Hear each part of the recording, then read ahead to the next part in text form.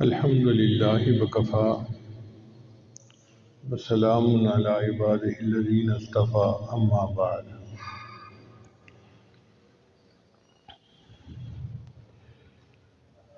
اعوذ باللہ من الشیطان الرجیم، بسم اللہ الرحمن الرحیم۔ شہر رمضان الذی انزل فیہ القرآن، سبحان ربک رب العزۃ عما یصفون وسلام علی المرسلین والحمد للہ رب العالمین۔ اللہم صلی علی سیدنا محمد وعلی آل سیدنا محمد وبارک وسلم۔ دنیا میں ہم دیکھتے ہیں کہ سال کے موسم بدلتے ہیں، کبھی سردی ہے، کبھی گرمی ہے، کبھی خزاں ہے، کبھی بہار ہے۔ جب بہار کا مہینہ آتا ہے نا تو ہر طرف ہرا بھرا ہوتا ہے، پھول کھلے ہوتے ہیں، پھل لگے ہوتے ہیں، انسان خوشی محسوس کرتا ہے۔ اللہ تعالیٰ نے رمضان مبارک کو بھی باطنی طور پر ایک بہار کا مہینہ بنا دیا ہے۔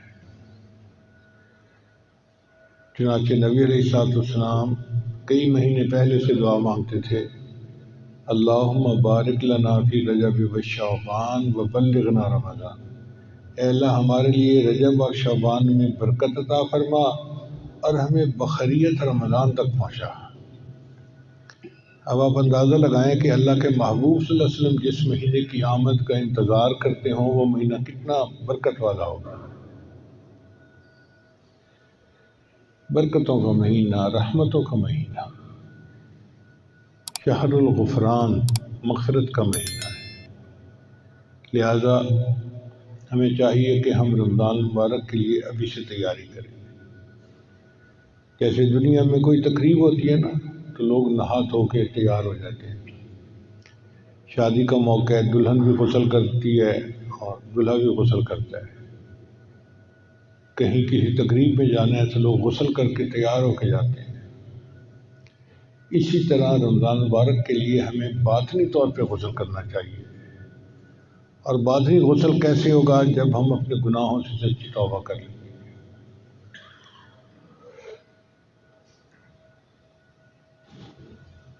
گناہوں سے سچی توبہ کرنا یہ باطنی غسل ہے جس کی وجہ سے اللہ تعالیٰ کی رحمت بندے کی طرف متوجہ ہوتی ہے۔ یہ رمضان کی تیاری ہے جو ہمیں شعبان میں کرنی چاہیے۔ ویسے بھی 15 شعبان سے برکتیں شروع ہو جاتی ہیں۔ امام ربانی مجد لسانی رحمۃ اللہ نے ایک مثال سے سمجھائی ہے بات۔ وہ فرماتے ہیں کہ سورج تو طلوع ہوتا ہے 6 بجے، لیکن 4:30 پونے 5 طلوع صبح صادق ہو جاتی ہے، اور جب طلوع صبح صادق ہوتی ہے تو رات کا اندھیرا ختم اور روشنی شروع۔ پھر روشنی بڑھتی رہتی ہے حتیٰ کہ سورج طلوع ہونے سے چند منٹ پہلے اتنی روشنی ہوتی ہے کہ پتہ ہی نہیں چلتا کہ سورج طلوع ہو گیا یا نہیں ہو گیا۔ بعض اوقات تو گھڑی دیکھ کے پتہ کرنا پڑتا ہے کہ سورج طلوع ہوا یا نہیں، روشنی اتنی ہوتی ہے، اسفار اتنا ہوتا ہے۔ پھر سورج طلوع ہوتا ہے تو دن شروع ہو گیا۔ تو وہ فرماتے ہیں کہ رمضان مبارک کا جو دن ہے اس کی صبح صادق 15 شعبان کی رات کو ہوتی ہے۔ پھر 15 شعبان کے بعد ہر دن روشنی بڑھتی جاتی ہے، نور بڑھتا جاتا ہے حتیٰ کہ رمضان شروع ہونے سے 2 دن پہلے ایسے ہی برکتیں ہوتی ہیں جیسے رمضان کی برکتیں ہیں۔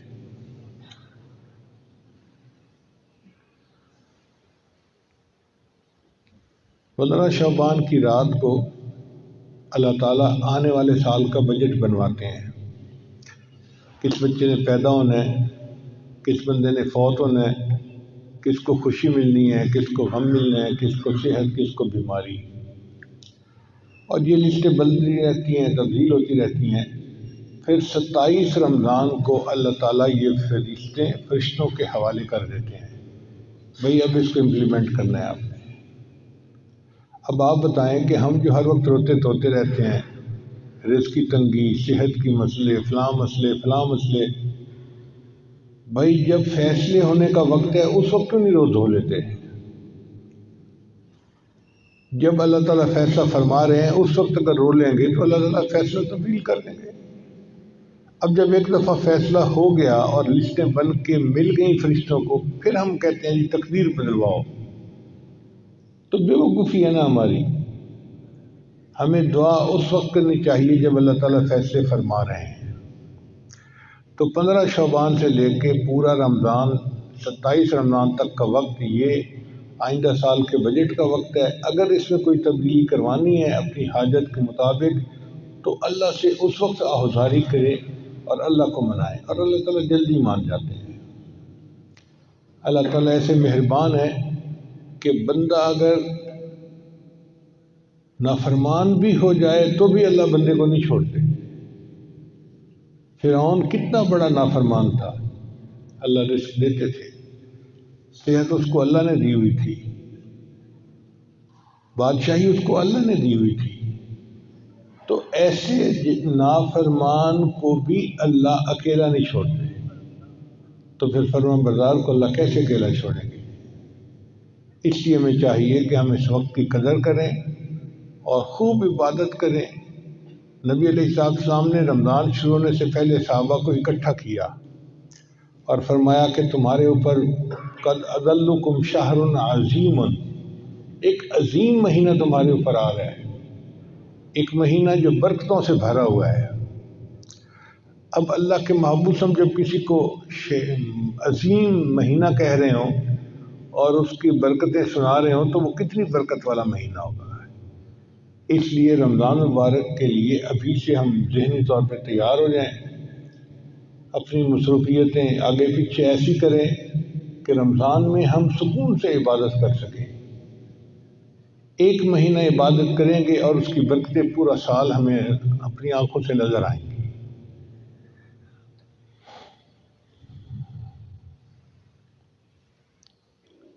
اکثر دوست احباب ہمارے پاس آتے ہیں تو ان کو یہی پریشانی ہوتی ہے، بچہ بیمار ہے، بیٹی کا رشتہ نہیں آتا، جاب نہیں مل رہی، قرضہ نہیں اتر رہا، مکان نہیں بنا۔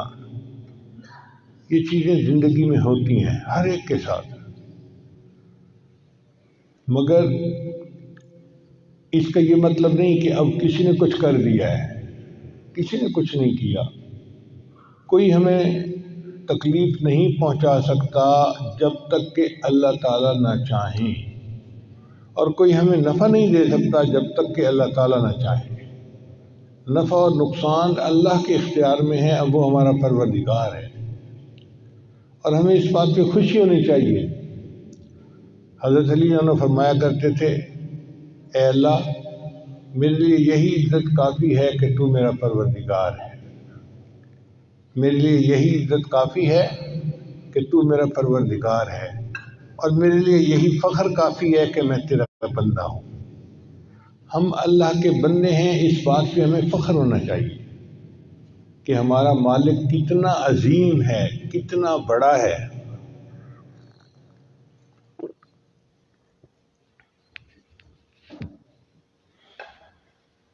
تین باتوں پہ مومن کو خوشی ہونی چاہیے۔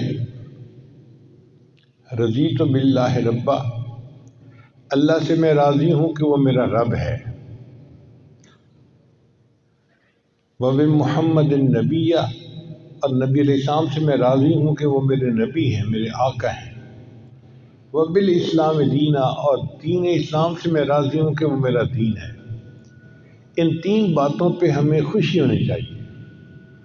ایمان کی سلامتی کی یہ دلیل ہے کہ انسان اللہ سے راضی ہو کہ اللہ ہمارا رب ہے، نبی علیہ السلام سے راضی ہو کہ وہ ہمارے پیغمبر اسلام ہیں، اور اسلام سے راضی ہو کہ وہ میرا دین ہے۔ آج ایسا دجالی فتنے کا دور آ گیا ہے کہ لوگ جو ہیں وہ اپنے آپ کو مسلمان کہلوانا عجیب محسوس کرتے ہیں، ان کو شرمندگی محسوس ہوتی ہے، جی ہم کیسے کہیں کہ ہم مسلمان ہیں۔ پروپیگنڈا دیکھو کتنا ہو گیا۔